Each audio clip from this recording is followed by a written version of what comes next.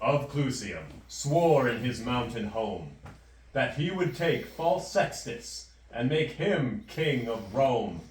By the 9 gods he swore it, and he called his army stout, and they started in to march on Rome to drive the Romans out. Meanwhile, the Roman army was far away from home collecting slaves and valuables for the loved ones at home. And so, that's the Roman army. And so, the way was open with a bridge into the city. And if those Tuscans got inside, it sure would be a pity. Dun, dun, dun. So the consul's brow was sad. The consul's speech profane. Shit! He cussed the holy words with all his might and main. Very bad will be upon us before the bridge goes down. And if they once may take the bridge, it's good night for our town. Then up spake brave Horatius. A fighting man was he. Listen to me, Sir Consul. I got the big idea. In yon Straits Pass, 1,000 may well be stopped by 3. So who will stand on either hand and keep the bridge with me? Then up spake spurious Lartius, a Ramian of repute. Lo, I can stand by thy right hand and bust them in the snoot. Then up spake strong Herminius, a Titan he by heck. Lo, I will stand by thy left hand and wring the Tuscan neck. And while the 3 were buckling their armor on the back, the consul and the alderman grabbed hatchet, bars, and axe. It was the first real useful work that they had ever done, so all the people gathered round, eager to see the fun. Meanwhile, the Tuscan army, right glorious to behold, rank upon rank, with surges bright, came flashing back the noonday light in a broad sea of gold. 1,000 Then trumpets sounded!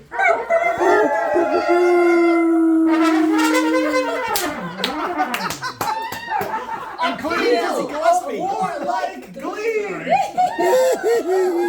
As that great host with measured tread, with spears advanced and ensigns spread, rolled slowly towards the bridge's head, where stood the dauntless 3. The 3 stood calm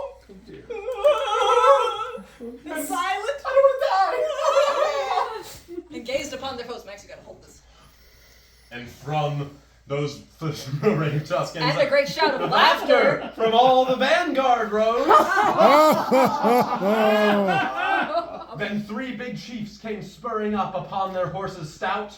To earth they sprang, their swords they drew, they lifted high their shields and flew to clean those Romans out. Okay, Lartius took the first one and split his bloody liver. Ah, ow!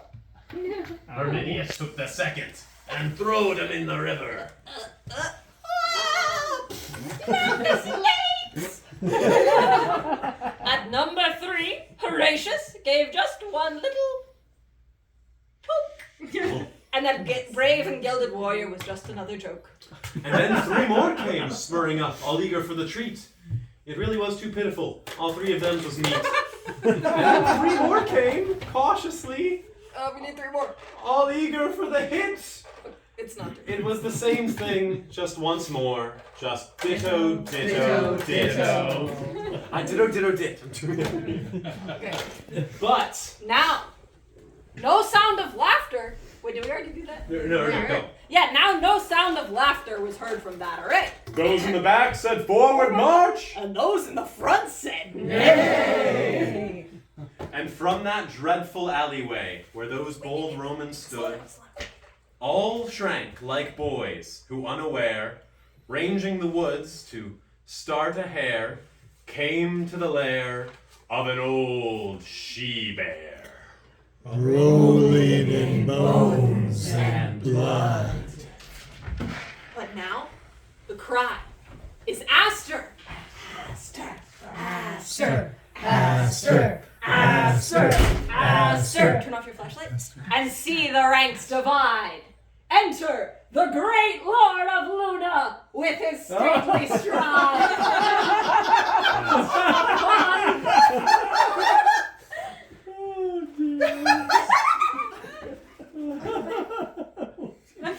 Okay, upon his ample shoulders, loud clangs the fourfold shield, and in his hand he shakes the brand, which none save he can wield. He smiled on those bold Romans, a smile serene and high. And he eyed the flinching Tuscans, and scorn was in his eye. Quoth he, "The she-wolf's litter stands savagely at bay, but will ye dare to follow if Astur clears the way?" Yeah, I don't know how this part's gonna work. Let's get on that flashlight. Where's Horatius? Oh, here's Horatius. Okay. If Astur clears the way, and wielding up his broadsword. Is Max coming back in? I don't know. I think he was checking where you were. Director. Wielding up his broadsword. Oh, there he is. There he is. Wielding up his broadsword. Okay, where's the broadsword? Wielding up his broadsword with both his hands to height, he rushed at brave Horatius and chopped with all his might. With shield and blade, Horatius right deftly turned the blow. The blow that turned came yet too nigh. It missed his helm, but gashed his thigh. The Tuscans raised a joyful cry to see the red blood flow. He reeled, and on Herminius he leaned one breathing space. Then, like a wild cat, mad with wounds, rushed straight at Astur's face. Through all of Astur's armor, so fierce a thrust he sped that the good sword stood about so far out behind poor Astur's head. Oh, Christ. Fell with that fatal stroke, as falls upon the mountainside the thunder-stricken. Oh, there he is.